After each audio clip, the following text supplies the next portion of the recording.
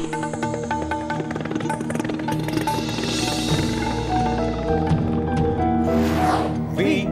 the people of India, having solemnly resolved to constitute India into a sovereign, socialist, secular, democratic republic, and to secure to all its citizens. শুরু করলাম আজকের চতুর্থ স্তম্ভ। আমি সুচন্দ্রিমা, নমস্কার। ফান্ডের নাম পিএম কেয়ার ফান্ড, ঠিকানা প্রধানমন্ত্রী আবাসন। কি কাজে লাগবে এই ফান্ড? কোভিড পরিস্থিতি বা ওই রকম জরুরি খরচ মেটানোর জন্য এই টাকা খরচ হবে। ওয়েবসাইটে অশোক স্তম্ভের ছবি আছে। সদস্যরা হলেন দেশের অর্থমন্ত্রী, গৃহমন্ত্রী, প্রতিরক্ষামন্ত্রী। কারা টাকা দেবেন? সবাই। দেশের শিল্পপতি, আদানি ট্রাস্ট, আম্বানি, ইনফোসিস, টাটা ট্রাস্ট ইত্যাদিরা। দেশের বলিউড চিত্র তারকা সলমান খান, আমির খান, শাহরুখ খান, অক্ষয় কুমার ইত্যাদি ইত্যাদি ইত্যাদিরা। দেশের সরকারি কর্মচারী, সে আমলা হন আর ক্লার্ক বা পিয়ন, তাদের মাইনে থেকে এই ফান্ডে টাকা জমা পড়েছে। দেশের রাষ্ট্রায়ত্ত শিল্প, যা মোদিজি বেচে দিতে চান, তাদের টাকা জমা পড়েছে। রেল দপ্তর, যারা প্ল্যাটফর্ম থেকে স্টেশন বেচে দিচ্ছে। শিক্ষা সংস্থান, এলআইসি, জিআইসি, রিজার্ভ ব্যাংক, রাষ্ট্রায়ত্ত ব্যাংক প্রত্যেকে টাকা জমা দিয়েছে। তাহলে এবার জানতে ইচ্ছে হবে তো যে কত টাকা জমা পড়েছে, কত টাকা কোথায় খরচ হবে। কারা নির্ধারণ করলেন এই ব্যয় বরাদ্দ? কিন্তু আপনি জানতে পারবেন না, কারণ এটা ট্রাস্ট, সরকারি সংস্থা নয়। সরকার তাদের দফতর সাফ জানিয়ে দিয়েছে, আমরা কিছুই জানাতে পারবো না, কারণ এ তো সরকারি সংস্থা নয়। এক ভদ্রলোক আরটিআই করেছিলেন, তাকে জানানো হয়েছে এটা ব্যক্তিগত ট্রাস্ট, এর খরচ আমদানি কিছুই জানাতে পারা সম্ভব নয়। আমাদের দেশের প্রত্যেকটি খরচের হিসেব নিকেশ করা হয়, তার জন্য এক দপ্তর আছে, controller and auditor general office, CAG দপ্তর। না, তারা এই ফান্ডের হিসেব নিকেশ করেন না। তারা কেবল জানিয়েছেন এই ফান্ডের অডিট হয়।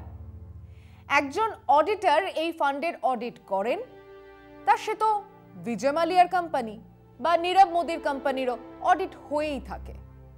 তাতে তাদের টাকা মেরে পালিয়ে যাওয়া বা ব্যাংকের টাকা চুরি করা আটকানো যায়নি, এটাও আমরা জানি।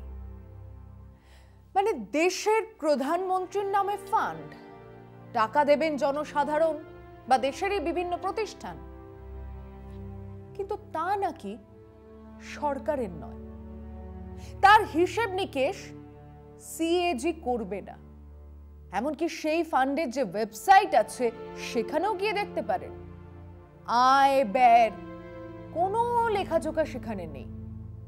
সেই টাকা নির্বাচনী প্রচারে খরচ হচ্ছে কিনা কোনো ব্যক্তিগত অ্যাকাউন্টে চলে যাচ্ছে নাকি অন্য কোথাও, কিচ্ছু জানার কোনো উপায় নেই। কেন নেই? খুব স্বাভাবিক। ধরুন আমার টাকা আছে, তা দিয়ে আমি মাছ কিনবো না কচি পাঁঠার মাংস কিনবো, তা আপনাকে জানাতে যাব কেন? আমায় টাকা হরিদাস পাল দিয়েছে না ঘনশ্যাম বাটপাড়িয়া দিয়েছে, তাই বা আপনাকে জানাবো কেন? আমি 100 পেয়েছি না 100 কোটি, তা জানানোরও দায় আমার নেই। ঠিক সেই রকম এটা মোদিজির ফান্ড। দেশের মানুষকে জানানোর কোনো প্রয়োজন তিনি মনে করেন না, করেননি। হ্যাঁ, রাষ্ট্রপুঞ্জে তিনি সেই অলিক স্টেশনের গল্প বলবেন, যে স্টেশন আদৌ ছিলই না, অথচ যেখানে তিনি চা বিক্রি করতেন। সেসব গুল দিতে দিতে গণতন্ত্রের কথা বলবেন, গণতান্ত্রিক মূল্যবোধের কথা বলবেন, যে গণতন্ত্রের পিণ্ডি তিনি রোজ চটকাচ্ছেন এই দেশে বসেই, রোজ। নিন একটা বিরতি নিন, ফিরছি, সঙ্গে থাকুন। 1948-এ জওহরলাল নেহেরু প্রধানমন্ত্রী রিলিফ ফান্ড করেছিলেন। তখন দলে দলে শরণার্থী আসছে পাকিস্তান থেকে। তার খরচ সামলাতে দেশের মানুষের কাছ থেকে টাকা চাইলেন, মানুষ দিলেন। পরে সেই ফান্ড আরো বিস্তৃত হয়েছে।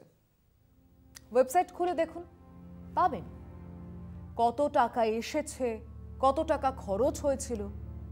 সেই ফান্ডে ট্রাস্টি বোর্ডে কংগ্রেস সভাপতিও ছিলেন। স্বাভাবিক, কারণ সেই সময় কংগ্রেস মানেই তো দেশ। কিন্তু 1985-তে দেশের প্রধানমন্ত্রী রাজীব গান্ধী, তিনি ওই ট্রাস্টের সব ক্ষমতা পিএমও দফতরের ওপর ছেড়ে দিলেন।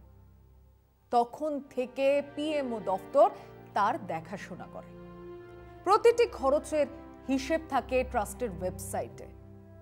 আর আছে disaster management fund. Manmohan Singh প্রধানমন্ত্রী থাকাকালীন চালু হয়। তার মাথায় দেশের প্রতিরক্ষা কর্তারা, তারও হিসেব ওয়েবসাইটে আছে।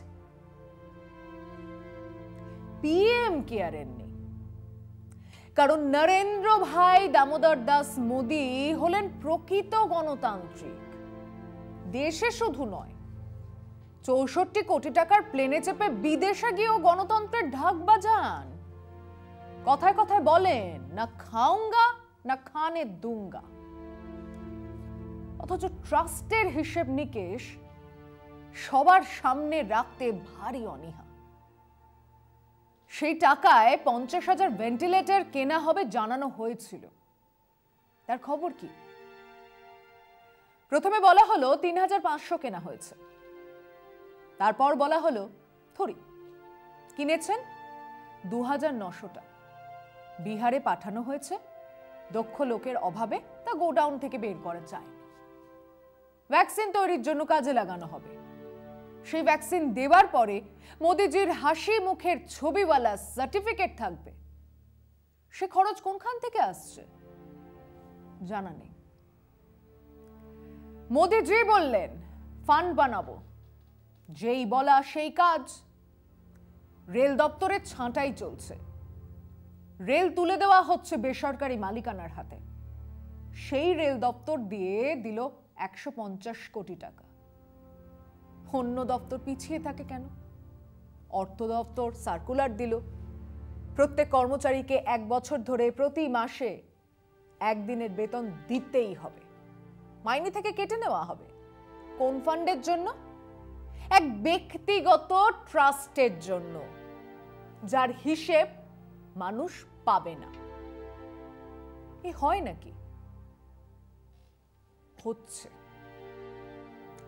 নরেন্দ্র মোদীর আমলে সবই সম্ভব। মোদি হ্যাঁ তো মুমকিন হ্যাঁ।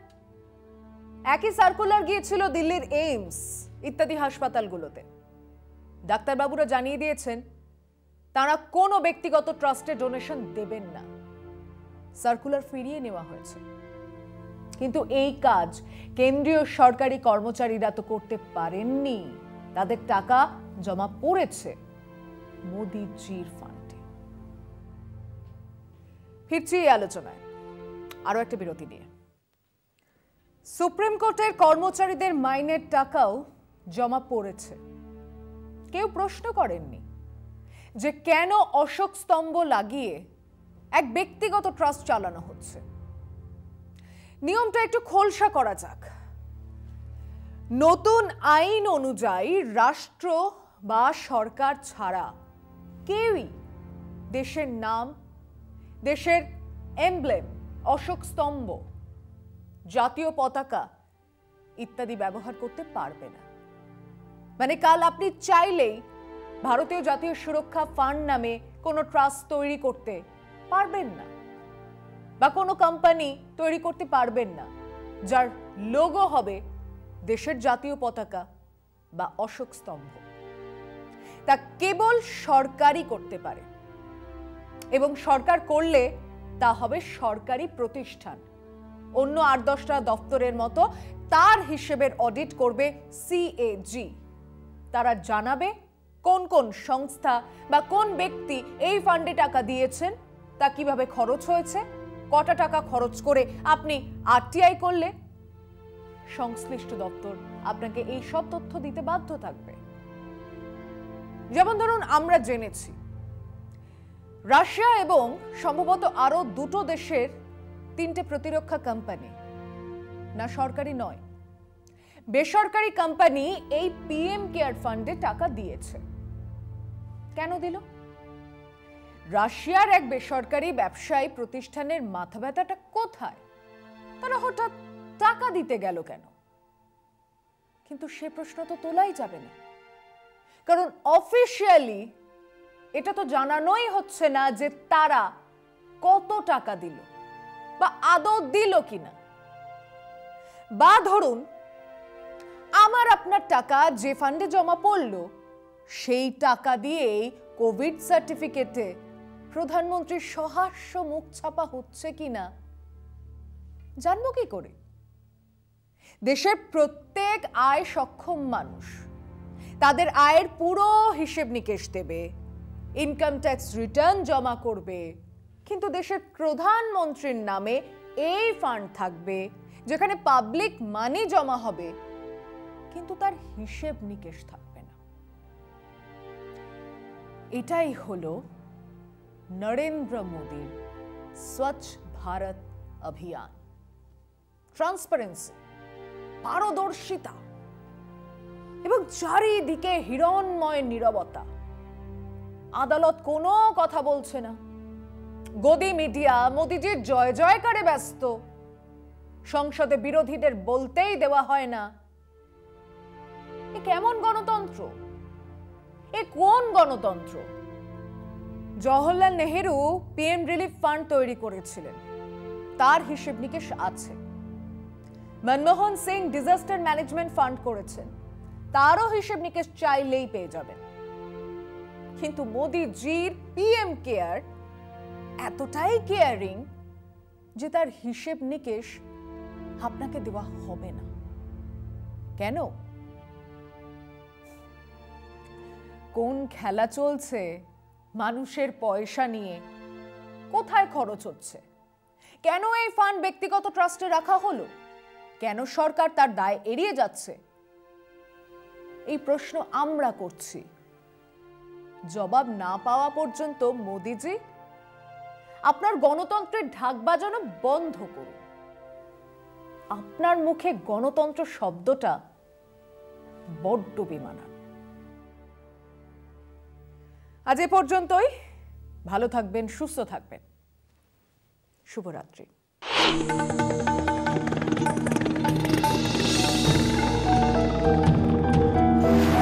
We, the people of India, having solemnly resolved to constitute India into a sovereign, socialist, secular, democratic republic, and to secure to all its